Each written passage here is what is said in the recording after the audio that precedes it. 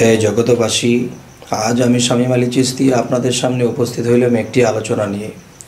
সেই আলোচনাটি হলো যে এই পৃথিবীতে যারা মুক্ত না তারা পরকালেও মুক্ত নয়।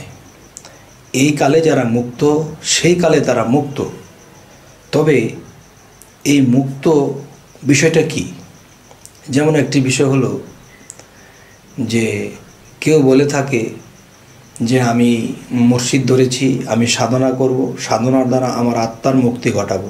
না বাবা, এটা হবে না। কেন হবে না? যে আত্মার মুক্তি ঘটাইতে হলে কি করতে হবে?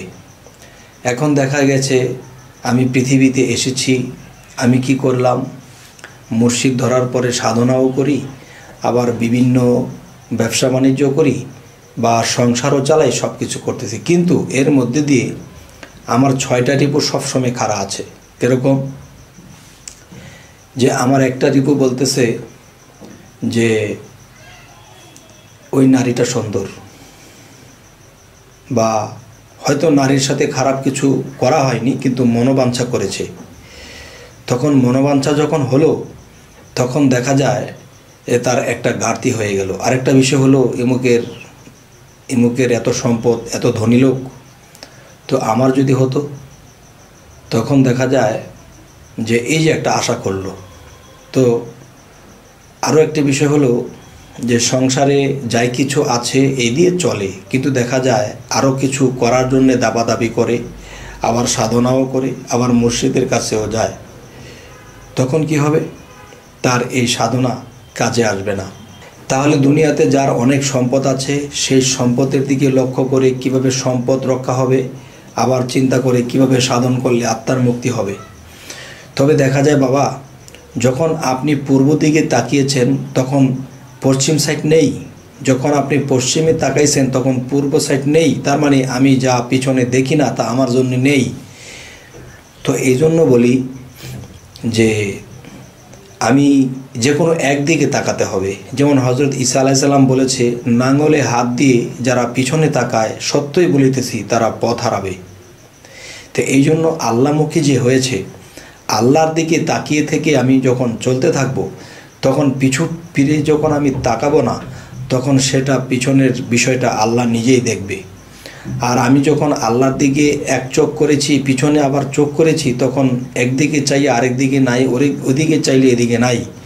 তাই আল্লাহ মানুষকে সামনের একটা সাইডে চক্ষু দিয়েছে, পিছন দিয়ে দেয়নি। কারণ যেদিকে মানুষের রূপ করবে সেদিকে অগ্রসর হবে, এবং সেই সাইডটি অগ্রসর হবে, সেই সাইডটি সে উন্নত করবে।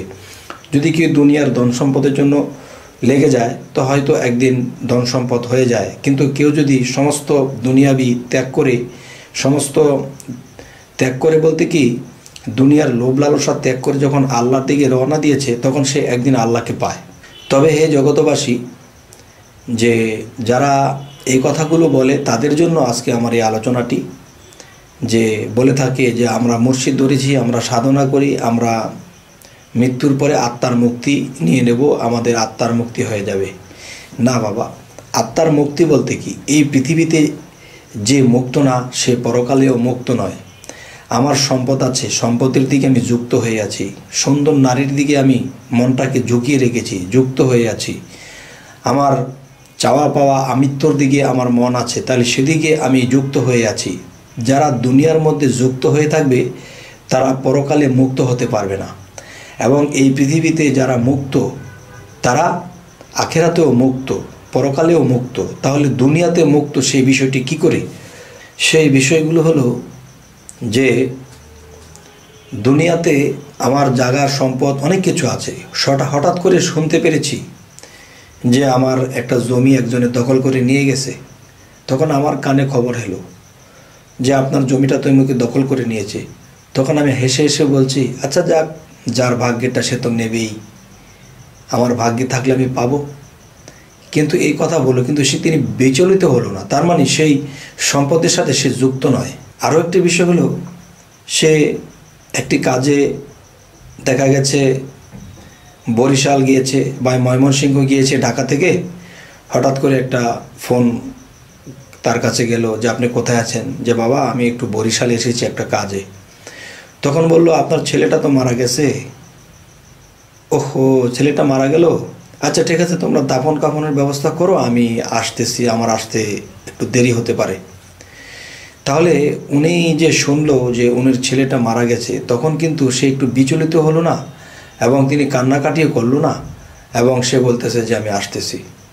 তাহলে তার মানে কি এই পৃথিবীতে তার সন্তানাদি আছে, তার সম্পদ আছে, এই এই সম্পদের প্রতি এবং সন্তানাদির প্রতি তার ওরকম মায়া মহব্বত নেই। শুধু একমাত্র মায়া মহব্বত আল্লাহকে পাইতে সে নিজেকে কুরবান করে দিয়েছে। তার মানে আল্লাহ যদি বাঁচিয়ে রাখতো, তোর বেঁচে থাকতো, আমি চিৎকার দিলে তোর আসবে না। তবে কি সে চিৎকার যে দেবে, কিন্তু বলা হয়েছে হাসরের দিন আমার ছেলে আমাকে চিনবে না, আমার মা আমাকে চিনবে না, আমার বোন আমাকে চিনবে না, আমার স্বামী আমাকে চিনবে না, আমার স্ত্রী আমাকে চিনবে না। তাহলে সেই দিন আমাকে কে চিনবে? সেই দিন আমাকে যে চিনবে, তাকে যদি আমি আজকে চিনতে না পারি, তার জন্য আজকে আমি চিৎকার করতে না পারি, তা সে কোনো দিন আমাকেও চিনবে না, এবং সে আমার জন্যও কোনো দিন চিৎকার করবে না। তবে যাদের জন্য আমরা চিৎকার করব তারা কিন্তু আমার কোনো কাজে আসবে না। যাই হোক, সেটাও কোনো কথা নয়।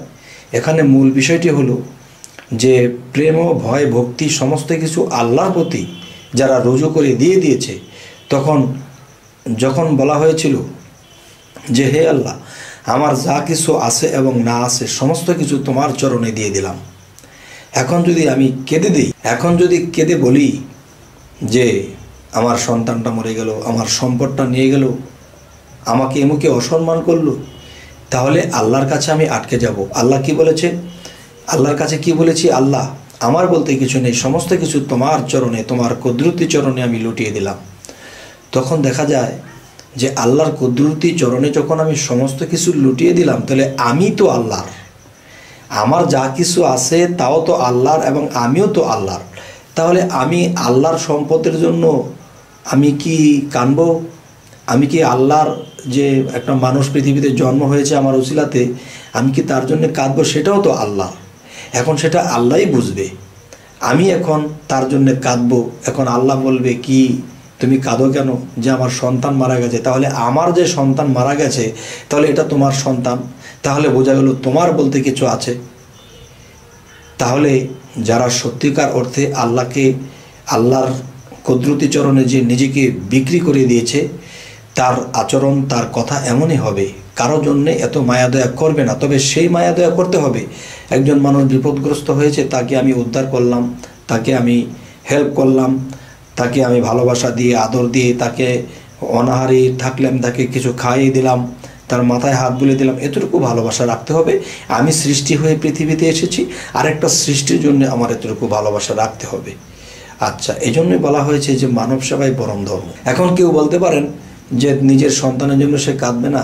নিজের সন্তান কই? যেদিন সে আল্লাহকে নিজের সমস্ত কিছুকে অর্পণ করে দিয়েছে আল্লাহর কুদরতি চরণে, তখন সমস্ত কিছু তো আল্লাহর হয়েছে। এখন আল্লাহই বুঝবে যে সে মৃত্যুবরণ করলে কেন, এবং মৃত্যুবরণ করার পরে তিনি কোথায় যাবে, এবং আল্লাহর সম্পদ এখন আল্লাহ বুঝবে। তবে এই কথাটি আজকে যে বলা হচ্ছে, এই কথাটির মূল বিষয় হলো এটি মহাপ্রেমিকের বিষয়। সর্বত্যাগী অনুরাগী তিনি হন বৈরাগী, এরকম একজন ব্যক্তির জন্য আজকের এই আলোচনাটি। সকলে এই আলোচনাটা মেনে নাও নিতে পারে। তবে হে জগতবাসী, আমি পরবর্তীতে যেন একটু ভালো ভালো আলোচনা করতে পারি, এই জন্য আপনাদের কাছে আমার একটি বিষয়ে বলার, যে আমাদের চ্যানেলের আলোচনা যদি আপনাদের ভালো লাগে তো অবশ্যই সাবস্ক্রাইব করে রাখুন, পরবর্তীতে আমাদের ভিডিওগুলো আপনাদের কাছে পৌঁছে যাবে। তো আজ এই বলেই রাখবো, সকলেই ভালো থাকবেন। আল্লাহ হাফিজ।